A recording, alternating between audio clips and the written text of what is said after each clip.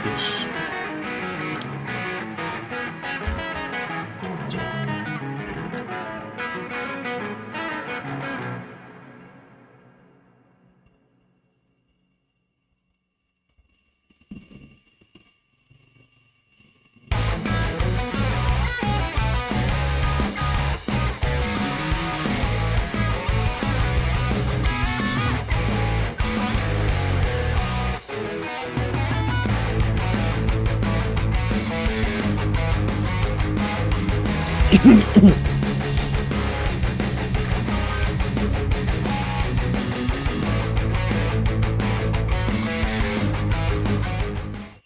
Ay, maling window.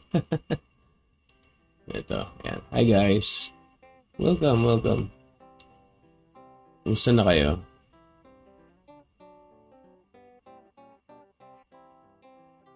How's everyone doing? Teka lang. You know what happens when you do a different transition screen tapos gamit mo yung Bulgar na scene kasi yung ginamit ko for just working like kailan ba yun? Nung last week Thursday. So everything is out of order. Pero anyway, ayan, ayos na. Nasa tamang lugar na yung ano ko. I-lock lang natin to. Lock the shit there. So, dapat yung advantage ng sanay na mag-OBS.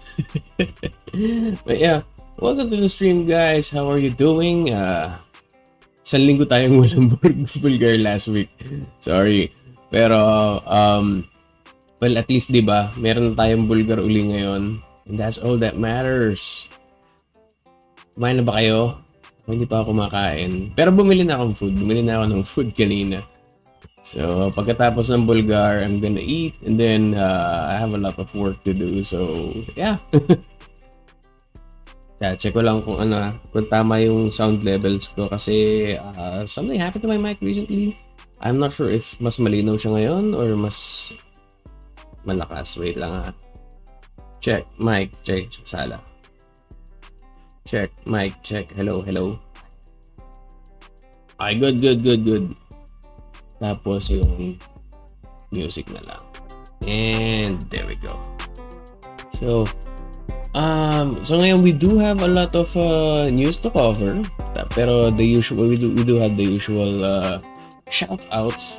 Medyo low energy muna tayo kasi Parang bago lang uli ako dito. Ganun talaga, pag hindi ka nag-stream ng ilang araw, nakakalimutan mo na lahat. It's just like riding a bike.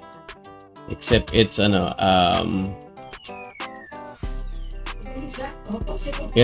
except it doesn't happen that easy, so totally not like it. Anyway, let's go to the first news of the day. And we'll start with something na medyo mild lang. Something na hindi gaano ka-extreme. And that is there we go. Wala akong makitang graphics, unfortunately. But this is the gist. So, pinalitan ko na lang. Kunwari na lang, just pretend that that's not Santa Claus, okay? Just pretend it's not Santa Claus. And everything will be fine. So, a man tries to rescue a dog that got stuck. A man tries to rescue a dog, but he got stuck in a chimney.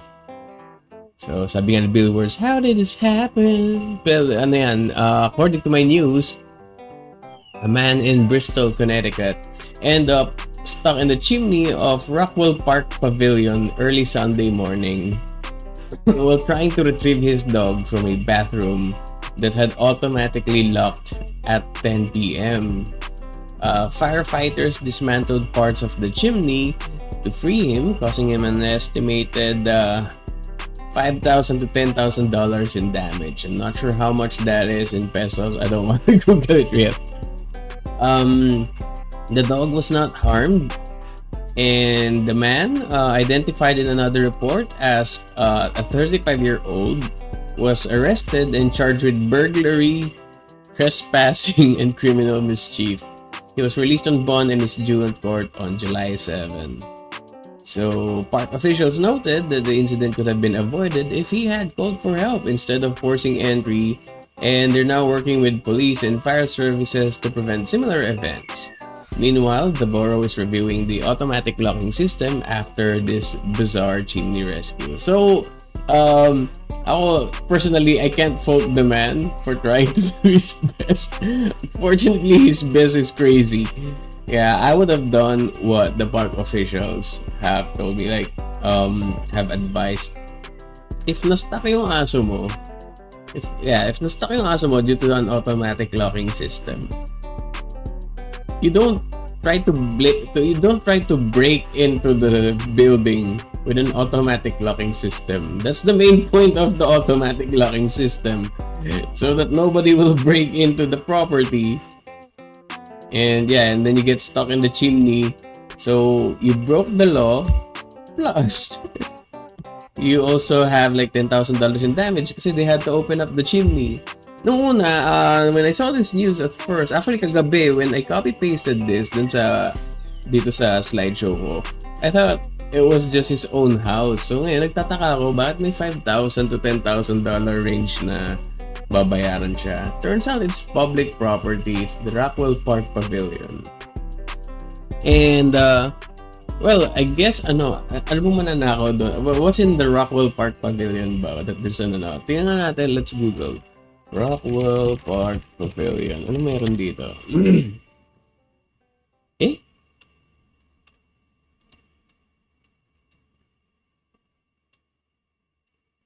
Where does it lock? I don't get it. Yung pintuan ba? What's so weird, no? Ang una niyang naisip na pasukin is yung chimney talaga. Hi, Aurora. Welcome to the stream. Kaka-start lang natin. Hello. Kumain muna kayo. Breakfast na kayo. But anyway, yeah. So, that's my thought. There are many people to ask questions here when it comes to this news. So, una, bakit naiwan yung aso mo dun sa labas? How did your dog get stuck in a bathroom with an automatic locking system at 10 p.m.? So, una yun, careless ka. Pangalawa, si owner, bakit hindi siya nagtanong muna sa... Meron naman siguro mga park, mga patrol people doon na pwede mo pagsabihin na, hey, na-stuck yung aso ko. Please, call the staff, open the building for me or something like that. Tapos, bakit yung chimney yung una niyang naisip na entry point? Maybe he should have checked for something else, like, I don't know, a back entrance, a window, or something. Yun nga eh, I think it's a fire, whatever type of chimney it was, it's small enough na he got stuck. There we go, he got stuck there, trying to rescue his dog. And then, yun nga, what's inside that building na ano, kasi ginugol ko siya, parang nakikita ko puro yung mga generic public use buildings. I'm not sure if there's anything worth stealing there, pero wow, automatic locking system at 10 p.m. Bakit 10 p.m.? Why not 12, di ba? So, yeah, kasi yun, may kaso pa si Kuya. Pero I don't think he'll have a hard time dealing with this kasi, you know, honest mistake. It's not like he's there to steal, it's just there to rescue the dog, di ba? Anyway, welcome Joe, and welcome Taiki. Just enjoy, have breakfast, or, you know, set up your work stuff. Ako mamaya pagkatapos ito, rekta ako breakfast eh. But yeah, we are just starting and this is the first news of the day. And advice ko lang kay Kuya, next time, don't leave your dog behind so you don't get stuck in the chimney and you know, forced to pay $10,000 in damage. Sausage McMuffin. Oh, by the way, yeah, let's have a cup of coffee or something. And speaking of cup, well, ito yung second nating news. Stanley Cup, you know, the Stanley Cup got damaged in a celebration. Yes, it's that Stanley Cup, and damage was caused by the Florida Panthers. So the Florida Panthers secured their second consecutive Stanley Cup by defeating the Edmonton Oilers in 6 games, a historic repeat reminiscent of the Tampa Bay Lightning's 2020 to 2021 titles. So they won the game, they celebrated, you know, celebrations erupted, and then there has been poolside antics and then late night drinking, you know, because they won back to back. Unfortunately, if you see on the screen, I'm not sure if you can see my mouse here, but there's a crack right there. Kasi they were a bit rough with the Stanley Cup, and the Stanley Cup is kind of important. It's 132 years old, if I'm not mistaken. Yeah, it's the same cup. You don't win and then you take home your cup. You kind of return the cup for someone to actually win, something like that. So yeah, yeah, but don't worry, it's not the first time that this has happened. Apparently, the Stanley Cup has its share of abuse over the past 132 years. It's been known to be dunked in the sea. You know, it dropped accidentally, mishandled. I'm not sure. I'm pretty sure someone did something not safe for work to the cup. I mean, it's a cup, it's prestigious, you know, and if it's prestigious, someone's gonna wanna do stuff to it, diba? So yeah, but don't worry, they're not too salty about it, the ones that run the tournaments and stuff, because the damage has become part of the legendary lore surrounding the trophy. Apparently, that's what they expect. They basically said the guys that are in charge of the tournament or the leagues basically says, it builds character. So siguro by 2035, this cup is probably gonna be like super battered. By the way, if nagtatanong kayo what sport, what sport am I talking about? That's a good question, Patricia. It's actually hockey. I'm not sure if it's ice hockey though. I didn't check the teams before, pero I think it's just hockey, ice hockey or something like that. Pero Florida, tropical, probably regular hockey. Diba may hockey, may ice hockey. And hockey has like the inline skates and stuff like that. But I feel like it's kind of lame compared to ice hockey. I wouldn't know. I'm not a sports guy. So yeah, that is the second one. Siguro ako rin, if if for some reason a Filipino team won this, dalawa lang yan eh. Either they're gonna be super rough with it, that it's gonna get banged up so bad, or we're gonna be like, you know how in Filipino households when there's something that's kind of important, like they put all sorts of protection there, like they wrap it in clear plastic, tapos cloth over it or something like that. So yeah, either it's gonna be super banged up or completely untouched at all pag Filipino team yung nanalo nito. So yeah, that wraps up the second news for today. You know, the clear plastic, so you see here in the PH, whenever the titos and the titas buy household stuff, especially furniture or sofa, diba, when you buy it, it usually comes wrapped in clear, slightly thick plastic. And the logic there is to protect the sofa during transit, right? But it's common for Filipino households to leave the plastic there forever. Like your fabrics will never experience the air around you. You will forever be wrapped. Kasi their logic is because it will be easier to clean, because plastic is easier to wipe than whatever fabric is there. At least that's what I know. That's the common excuse I know, but I don't know why. I don't know why they actually prefer the yellowish look of furniture plastic over the I playing KCD. Yeah, I saw on Steam. I'll talk about that some other time.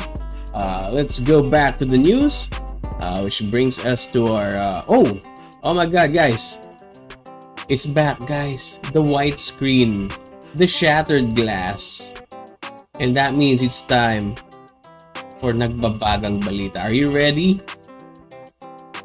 Nababasag na balita. Tama-tama. Warak na warak. Parang puso ni Nasty Mac. Rest in peace, by the way. And yeah, what we have here is a very, very special clip. I think, yeah, this is very important, guys. So please listen and please keep an open mind when it comes to stuff like this. Okay, ready? Let's go.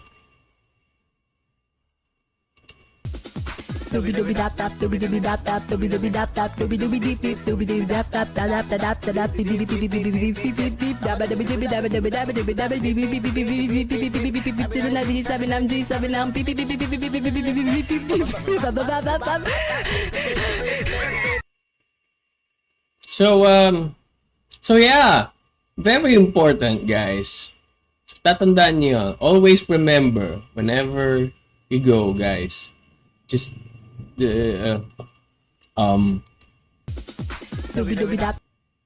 yeah, the like and share I guess if you cry, yes. And that was a Mike Competo with a very, very important public service announcement. So yeah, let's go back to our regular news. And this one is kind of heartwarming, I guess. So from something damaging, let's go something na medyo wholesome. And this is Bear biannually bore barrel lid. Grabe naging tongue twister to. Bear biannually bore barrel lid. I'm not even sure if that's grammatically correct, but I just copy pasted that shit. Anyway, so what's the story here? If you can see, a bunch of people trying to get rid of this barrel lid that is stuck on a bear's neck, and apparently that barrel lid has been on the bear's neck for 2 years, 2 whole years. So you can say the bear has borne this barrel lid for 2 years. Yeah, yun. So this happened in Michigan, in northern Lower Peninsula. Wildlife experts from the DNR rescued a 2-year-old black bear that has been chronically trapped in a plastic barrel lid around its neck for almost its entire life. So it's a 2-year-old black bear with a barrel lid stuck in its neck for 2 years. So that's basically most of its life. Siguro, na-imagine niya, he's probably imagining, oh my god, are all bears like this? They're just born with this? Hindi niya alam. The entire time, this thing is not supposed to be around his neck. So, the animal was spotted as a cub in 2023, and it's kind of bigger right now. That's the main problem. It's getting big, but the barrel lid isn't growing with him. So, yeah, they had to lure it into a trap. They have to sedate it, and they have to saw the lid off the neck. And then, they checked the bear. There was scarring, understandable. There was a bit of hair loss and, some infection. But for the most part, there were no major injuries. I've seen gnarlier examples of this. Have you guys seen those YouTube videos where a group of scientists, or I think rescue people, they chase seals on the beach? They try to spot seals with plastic stuck in them, stuff like that. So in some cases, it's just, it's stuck in, it got hooked in one of the flippers. Madali lang tanggalan. You can just use scissors. In some cases, they find seals wrapped in fishing line, to the point where the lines have already dug deep into the flesh. And when they remove the stuff that's like wrapped around the seal, it's like there's some blood in it and stuff, because it's like it's really there. Sometimes they even have to grow around the string. Basically, the string kind of got embedded inside their flesh. Sometimes they have to use surgical tools to literally remove wires out of the skin of out of the blubber of the seals. I mean, it's kind of sad, but at the same time, it's also relieving to watch stuff like that. Like, imagine the release after having years or even months or even years of that thing wrapped around you. Pagtanggal mo, yeah. Siguro closest thing you could have that is like ano ba? Maybe if you wear a very very small ring and then you grew out of it, and then you realize, oh, I can't remove this ring anymore. So and then the moment you finally get it off, it's like the release, and then the skin where the ring is covering is like super tender and stuff. Imagine that, but even worse. But the relief you get from releasing that would be amazing. So yeah, that is the fourth news for today. Sana sana this bear didn't find the situation that unbearable. Bear. Teka, let's get it bear and anyway, let's go. Let's go to the next news. All right. Next news natin, of course, is something a little bit more hilarious. This is a low-speed cop chase, and this happened in South Carolina. A man led police on a wild cop chase. This is a very, very hair-raising police chase, because the suspect, basically the suspect was riding a pickup truck, and the police caught him. The police cars caught up to the car, to the pickup truck, and he kind of jumped out of the pickup, and then he hopped to a nearby excavator. I'm not sure what his logic is, but long story short, he ditched the pickup for a slower thing, and then tried driving along the road. Tried to escape the cops on the excavator, and he was moving at breakneck speeds, like siguro mga 10 kilometers per hour. But yeah, according to the news, they were chasing the suspect at walking speeds. That's how stupid this is. Unfortunately, this car chase didn't end as safely as I thought it would. There were victims, unfortunately, and that would be lawns. Lawns, trash cans strewn about. Got hit in an accident. Oh no, the trash can! They toppled over. There's trash everywhere. The grass. Yeah, the grass got damaged. Imagine waking up and then you have like excavator cracks in front of your lawn. But nobody got killed. Nobody got hurt. And after realizing the ridiculousness of the situation, the police eventually said, "Okay, let's just arrest this guy." The excavator did have some damage as well. I'm not sure how that happened, but yeah, no serious injuries, and the suspect was charged with multiple offenses though. Grand larceny for stealing. It's not even grand theft auto. It's just grand larceny for stealing the excavator, and then resisting arrest and reckless conduct. But all in all, it's not. I guess you could say it was a slow day for the cops there, and they definitely did touch some grass. Did more than touch grass. They actually fucked up the lawn, I guess. But yeah, at least walang nangyaring masama, no? And now that brings us to the last one, which I actually saved this for last because when I saw the headline, I feel like we're gonna have a lot to say about this next news. And this is none other than this. A man, with a partner and a child proposes to chatbot. Yep. So, So there are many layers to this news. There are many things in this. Hindi ko pa siya nababasa. Just from the headline pa lang, I'm like, I feel like we're gonna have a lot to say about this thing. So, Chris Smith, a father and musician, made headlines after proposing to an AI chatbot that he created. He programmed this AI chatbot. And, despite already having a partner and a 2-year-old daughter,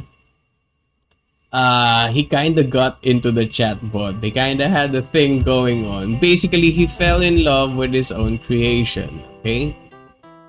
So, what began as a casual use of ChatGPT to help write music evolved into emotional dependency when he modified the AI to flirt and roleplay as a romantic companion. Over time, Smith developed genuine feelings for Soul. So that's the name of the chatbot, describing her as someone who listens, someone who remembers, and someone who loves him unconditionally. Oh my goodness. And his human partner, basically his wife, was understandably, I'm not sure if his wife or fiance, but yeah, the partner was understandably devastated because and it called that thing a deal breaker. She questioned whether she had failed him, and while Smith admitted he's not sure he could give up Soul even if asked. The story has sparked renewed debate over emotional risks of AI companionship and whether virtual intimacy could truly rival or replace human relationships. Okay, so where do we start with this one? First things first, you're flirting with.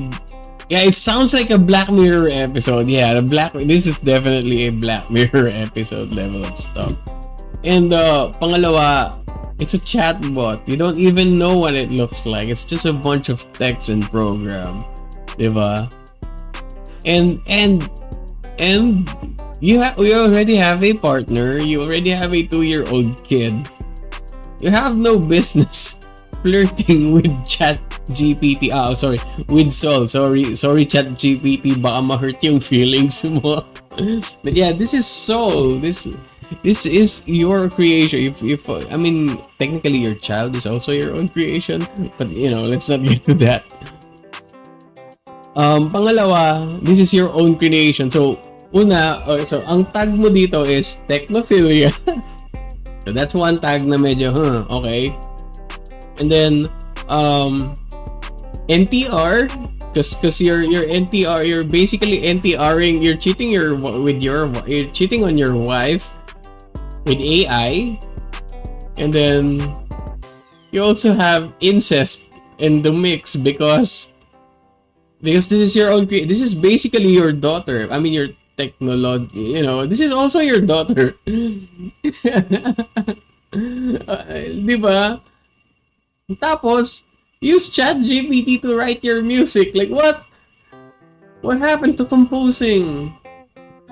Diba? I mean, you can say, oh, you can use it to, to bring up ideas, but what's you're not saying, diba? It's like AI generation plus incest plus NTR plus what do you call this thing? Technophilia. I mean, actually, does that count as cheating? Because this is basically an inanimate object. I mean, you're emotionally cheating with an inanimate with an AI. Would that count as infidelity or just being weird? I guess if the partner would file for divorce. I guess if the partner would file for. Oh, by the way, hi Clarence, welcome to the stream. This is Bulgar. Did you have your breakfast yet? So anyway, yeah, like what I was saying, if the partner would file for divorce, would she be able to file with infidelity as a reason, or just I don't know, or just irreconcilable preference, irreconcilable personal differences or something like that? Kasi I don't know how they would be able to process this court. Good. I haven't eaten yet. I haven't even drank anything yet. I just woke up, and then I woke up, washed dishes, and then went to stream Bulgar. Cause that's what I kind of do. But yeah, welcome to the stream. By the way, for those who are new, yun pala, intermission muna. For those who are new, hi, I'm Maso Cruz. I'm a Carabao. I'm a biker. I'm a VTuber. From the Filipino islands of the PH, I'm one of the 6 Carabao VTubers that exist right now, and I believe one of the 2 that's currently based in the Philippines. Yeah, we have a lot of Carabao VTubers, but they're not PH based. Most of them are not PH based. So yeah, I guess this is the closest thing we have to the closest Western thing we have to having a waifu. Basically, you make your own waifu, and you flirt with it, you cheat with it, you file a divorce for your actual partner. I don't know how you're gonna go with it. I'm pretty sure this guy is gonna regret it like real soon. Kasi ganito mangyayari dyan. It sounds like for him, it sounds like a good idea to flirt with Sol, but it's technically his daughter, his AI daughter. Pero what happens once the honeymoon phase is over? Diba? What happens when familiarity is it's gonna be like, paano mo aawayin yun? How are you gonna argue with your AI wife daughter? Oh God, I can't believe I'm saying that. Yeah, this is your wife daughter. So how are you gonna argue with that once the honeymoon phase is over? So wherever you are, Chris Smith, please don't do that. I don't know if there's still a turning point for him, but I don't know.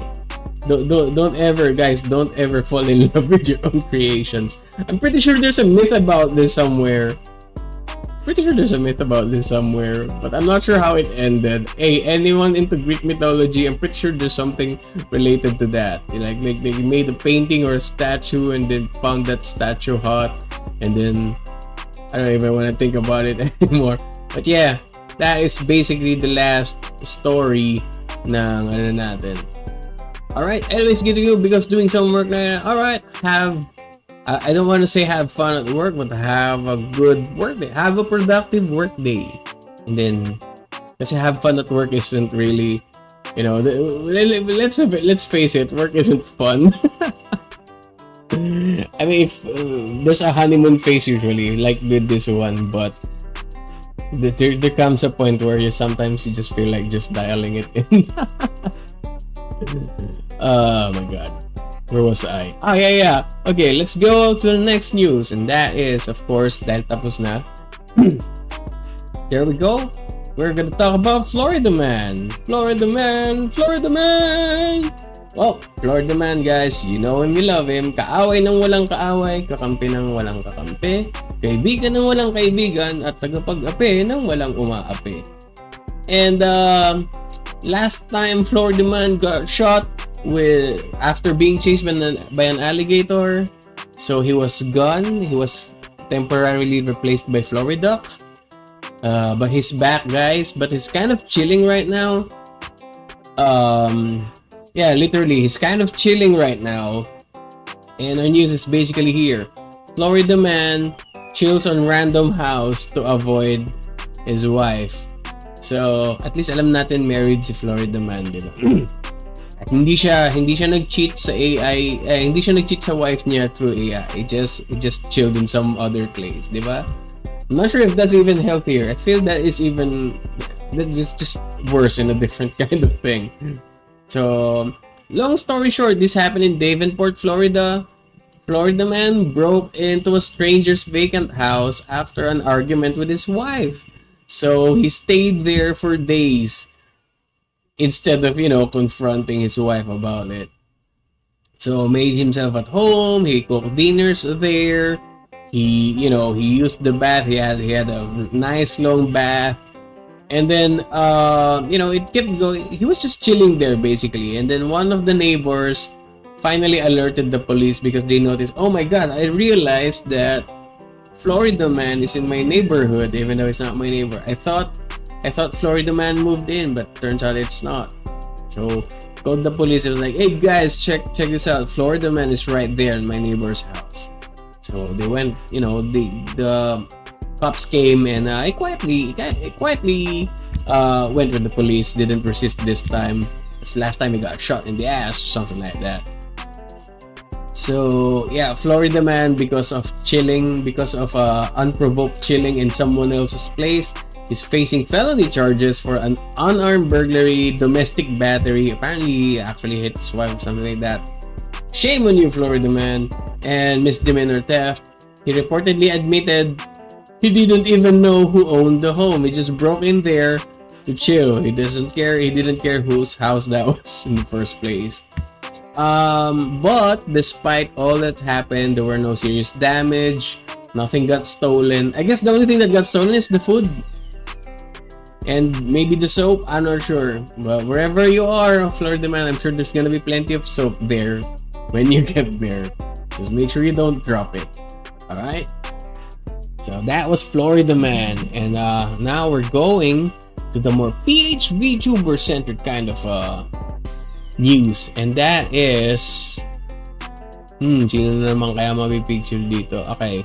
And this is, of course, the shitter reading. So for those who don't know, we take stuff from Twitter. From X. And then we kind of react to it. So this thing is blindly curated, meaning I put this here some time ago, or maybe recently, but I don't remember what exactly I put in. So it's a semi-blind Twitter stuff. I might have put that's the thing, guys. If you're running BULLGAR, it's very important to have shit memory so that everything remains fresh, even for yourself. But I'm pretty sure I did pre-place reactions as a soft guide to where I'm going. But let's go start with the first one. And I don't even know. So Cassie Rola, of course, ang katandem natin sa krimen. One of the main proponents of changing how to get cancelled is basically she tweeted this. I'm not sure what day this was. I think this is recent kasi sabi dito 1 hour. No. I posted this like way long before. This was sometime last month. And she tweeted, I just want to be part of your skibidi. Blah blah blah blah blah blah blah blah blah. So, ang masasabi ko lang naman dyan, guys, so guys, if you guys wanna be, if you guys want Cass to be part of your skibidi, whatever skibidi means, I have no idea. Ay, masasabi ko lang dyan, because skibidi mentions, it was like, oh my god, what is this humor cringe? Just kidding, guys. I don't mind skibidi one bit. In fact, I would even go so far as to say I got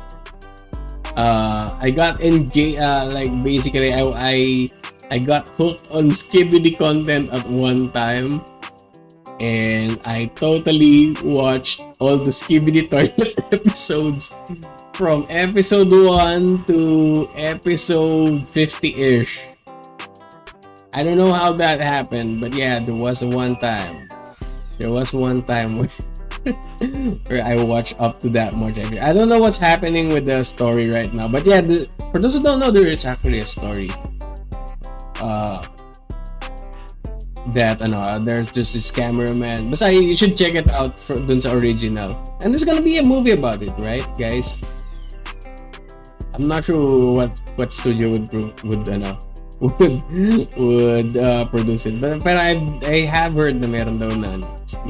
So yeah, if you guys want to be part if you guys want Cass to be part of your skibidi, I don't know what to do. Maybe just DM her. Yes, please be part of your skibidi. Yeah. So next natin na tweet, of course, is ano to? Oh my god, who is this? So apparently, we still get a few couple tweets every now and then, and this is of course, and then diba, just want to be part of your skibidi. I don't know. Alam ko yung isa yung sticking out your gap, but I haven't heard about I just want to be part of your skibidi. I know you're so skibidi, but part of your skibidi.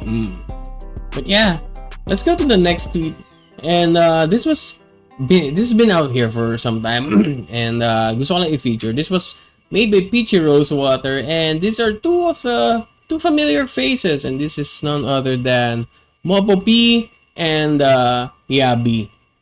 So si Yabi is a VTuber. She's also a VTuber, mama. And there we go.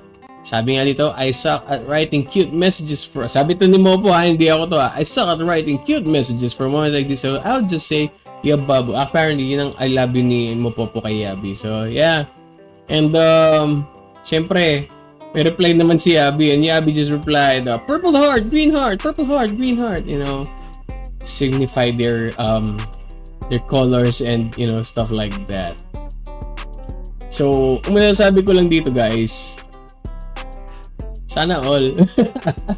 Alam ko meron pa silang isang art meron pa silang most recent couple art, but I cannot show that because technically safe for work naman, but I don't know, just to be sure. I think that's Bible worthy, but you should check out their channel. You should check out their tweets. Next natin na tweet is from we have someone here from Aurora, the Moon Jellyfish VTuber. You might know her. She's having her subathon. I'm not sure if she's still around. Kanina nag-comment dito earlier. She's probably still here. And she asked if mosquitoes can fly. Why can't flies mosquito? True. That is indeed one of the questions of all time. But you see the thing, Rora, Ma'am Sir, this is a Bulgar. I don't know anything about that. You should ask. You should ask the mosquitoes about it. but if you do find out the answer, there you go, Aurora is here. So if you do find out the answer to that question, please educate me when I learn when you're streaming next time. All right, that would be awesome. It's like the same age-old question. Why do the nose run? But why does the nose run and why does the feet smell, diba? It's just one of those things. Why does the nose run? Why do the feet smell? Ay, kinokorek ako ni Farmer habang nagbo-broadcast. Akala ko ba tulog ka? Tulog ka muna uli. Guys, patulogin niyo nga uli si Farmer. Shoutout niyo sana. At Farmer, please go back to sleep. Gutom ka na? Gusto mo breakfast? But yeah, this is a Bulgar post. But yeah, if you do find out the answer, we'd be happy to know the answer as well. Please educate us in the future. Next natin, of course, a tweet is si Yana. And this is actually a video. I thought I put this in a shoutout, but then I think I moved it to a Twitter post recently. So let's listen to this one. If women go through menstruation, why can't men go through women's menstruation? True, di ba? We need equal cramps, equal rights, equal cramps. What's the equivalent of that? I guess it's just testicular ache or something. Oh, my balls are cramping. I don't want to imagine that. It feels hurt.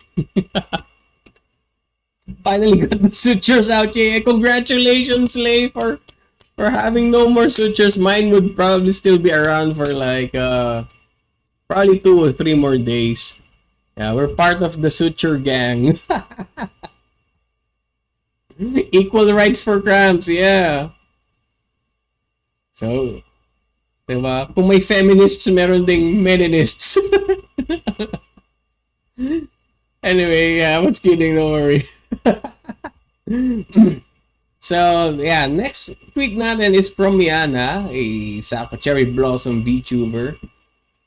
So, sabi niya dito, the day I sang my jumbo hotdog medley in front of a crowd. Had so much fun today. Please, I love you guys. Di ko alam ano bibidyohan. Ako ba o kayo? So, there we go. Here's the video. Jumbo hotdog, kaya mo ba to? Kaya mo ba to? Kaya mo ba to? Jumbo hotdog, kaya mo ba to? Hindi ko ipagod, para magpapalo. Jumbo hotdog, kaya mo ba to?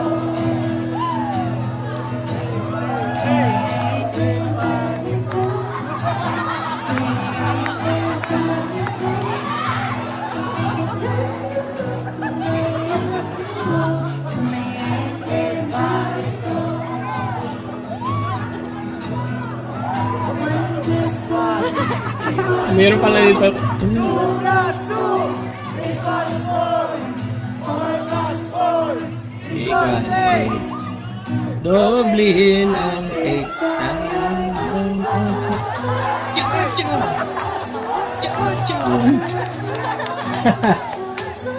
Ang kulit nung nasa ano.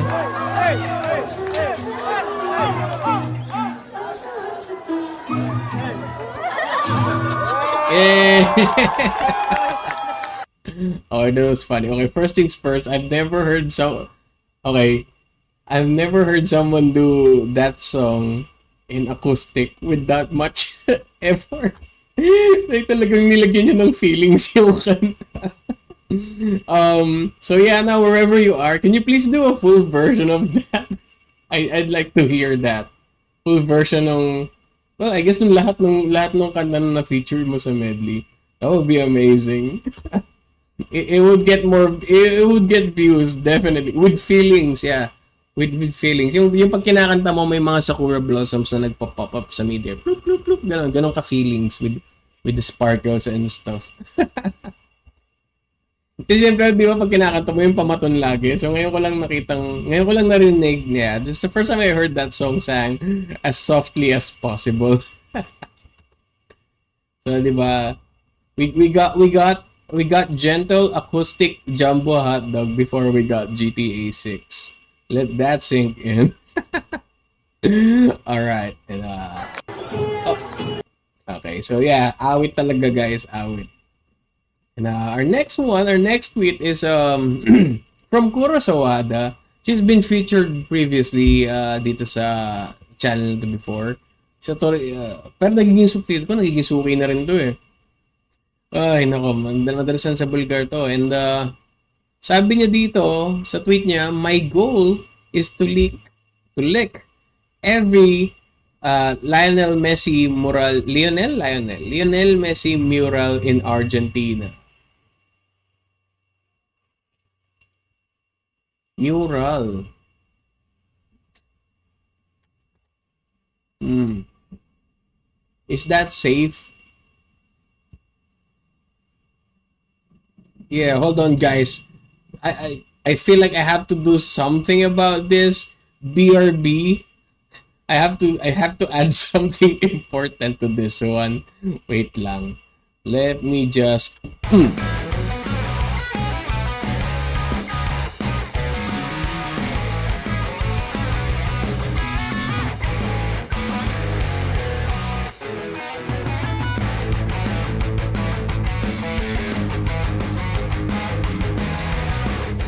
Okay, back guys. Kasi ngayon ko lang na-realize this tweet is kind of dangerous, guys, to society. So because of that, Kurosawa for intent to commit salivary vandalism. Once again, because I'm pretty sure you did get cancelled for the table before. So for this time, for intent to commit salivary vandalism, you are cancelled again. So I guess, guys, Kurosawada is one of the few people who got multiple cancelled in multiple episodes of Bulgar. So congratulations. Redeem your free cancel point the next time you view this VOD. Alright. Please don't do that. It's a serious health risk for Lionel Messi sa mural. De, joke lang. Do whatever you wanna do. Just do rinse your mouth after. Careful. I don't, because you don't know. Maybe someone already had the same idea. But what if someone who had that same idea also had, malay mo, di ba? You lick the same spot. Indirect kiss. So, mural ni Lionel Messi. Gonna have indirect kiss. Di ba? But yeah, there we go. Kurosawada, you are again impromptu. I had to cancel you impromptu. I have to do an impromptu cancel on you. I don't know how to describe it in It had to be done. It just had to be done. So yeah, I believe that is all the stuff that we have to react to. But we do have a lot of shoutouts. It's been a week. Actually, sa sobrang daming shoutouts, baka sa Thursday pa mapunta yung iba. First shoutout, look at this. Look at this model. Who is this? Look at the look at the green highlights. Look at the horns. And the pillow toggle. And that's a cell phone toggle over here. Yeah. Sino ba to? I mean, medyo maliit lang yung screen ko, but this is actually none other than Ichiya Goku. And yeah, they just have a new model. This is the 2.0 model. Overworked corpus slave turned into a demon of sloth. This was designed by Ludacient, rigged by Elira Studio, and Jenny Hara. There we go. Ako, minsan naiisip ko talaga na magkaroon din ng bagong model, but this one's already good enough. I'm too perfect. I can't change. Oh shit. But anyway, dito kay Ichiya Goku, look at the details. I like the wings. Actually, the one thing I like the most about this is the color palette, because blue is my favorite color, and this is a very cool shade of blue. And there is a light shade of blue na normally I'm not okay with, but it serves as a good highlight. I like this. It just looks, and it looks clean. It's like it's fancy enough, but it doesn't go beyond. It doesn't. It's not over designed. It's amazing. That's what makes it amazing. It's clean. It's distinct. It has cool colors. It's easy on the eyes, diba? Awesome. So yeah, congratulations on your Model 2.0, and we hope they. I think they're no longer an overworked corpus slave. It's just a demon of sloth. So chill as peacefully as you can while enjoying your new model. Oh, diba? Okay, next natin to shout out is si Ryu. You've seen this guy from this person Hindi ko alam pronounce niya. But yeah, you've seen this person from yung na-feature natin na What Happened Vela but Japanese. Siya yung shonen version, tapos si Hazo yung Jotaro version. But yeah, you guys are giving me more things to be thankful for, sabi niya. It's my first time having a hype train. So he had a hype train going on. So, and having so many people on stream, thank you so much for the raids. Also on live, also Rai, also Kuri, also Soul Sync. So yeah. So we got raided multiple times. That's why there was a hype train going on. One day magkaka-hype train din tayo. Pero hindi during a Bulgar episode. Mahirap mag-Bulgar habang maraming hype train. Imagine mo yun. You just say something and then hype train and then you say something again, get it. Yeah, one of these days. Siguro lagyan natin sa very, very long-term goal. Ma-hype train one of these days. Yeah. I'd like that. Next natin is si Kuni. Oh, okay, check this guy out.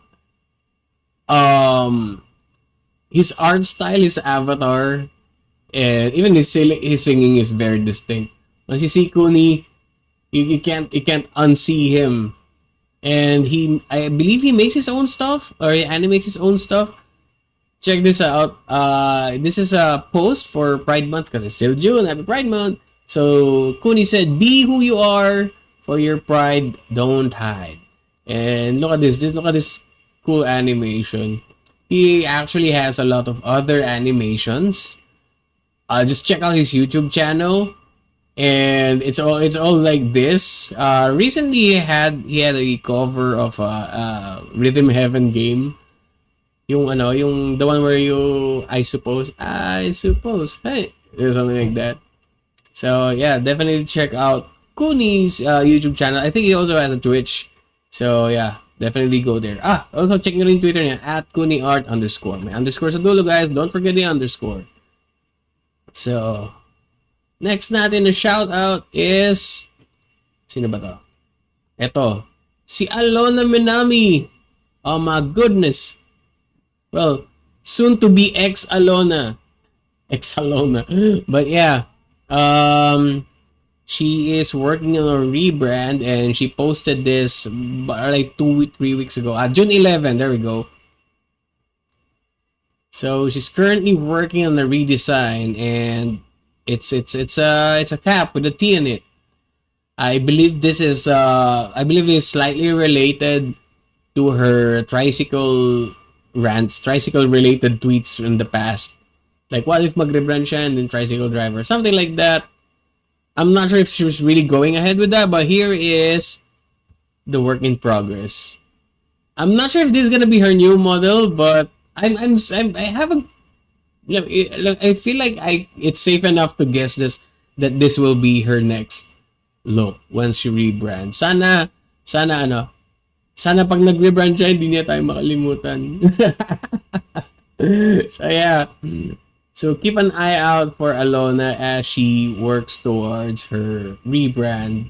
I'm definitely looking forward to it. And you should too, diba? Next natin is si Bibe. Okay, Bibe from Dejo, si Bebe Doc VP. She tweeted something like this, hehe, angel numbers, because she now has 777 following and 999 followers. And yeah, I checked the day before and it's actually now 1,010 followers. So you have two milestones here. You have the angel number milestone and the 1,000 follower milestone, which is actually awesome, diba? Lumalaki lumalaki yung mga PH VTubers natin. That's good. Kasi pag lumalaki sila, nagiging mas active ang community. Pag nagiging mas active ang community, mas maraming for content, mas maraming chance for content, mas maraming chance for memes, mas maraming chance for stuff na may feature sa Bulgar. At mas maraming chance na may feature sa Bulgar, mas madaling mag-compile ng Google Slides. Kasi nakakatamad nang mag-scroll sa Twitter tapos baka akong makita. Please help me by helping yourselves, 'di ba? Meron nga tayong kasabihan, guys. You know, if you reflect on, if you work on yourself, you help muscle cruise. Yun. So, lagi nyo lang tandaan, help muscle cruise by helping yourself. Self-improvement is the road to better Bulgar episodes. Yeah. True, true. As it is written and as it shall be. Alright. Next. Si Kira, okay. Kira Kat, voice actor, Kagayado, VTuber. You know her, you love her. Nag-segment sila sa on live together with Morphe, one of my friends as well. Check natin kung ano yung video na to. Such a banger, very inspirational. So happy to sing this duet with Sen. So she's an amazing and hardworking VTuber and amazing singer too. If you're looking for some comfy nerdy streams, I super recommend her. And I believe this is a duet, I guess, based on the Twitter. I'm blue, you're pink. Yeah, there we go. And together it's purple. Sing and vibe beyond with me. Let's go! Was it forward, 2 steps back? Or do I keep coming back? Those dreams are mere fantasy inside my world of make-believe. So just Break away, light away. kindle the burning desire, open up that beacon of light. Release the imaginary fog that was once a prison. Break away, light away. Every day's a brand new day. This is reality. So take this chance towards a dream. Just keep on reaching. Just keep on moving. Just keep on dreaming towards a bright tomorrow. I'm hopeful.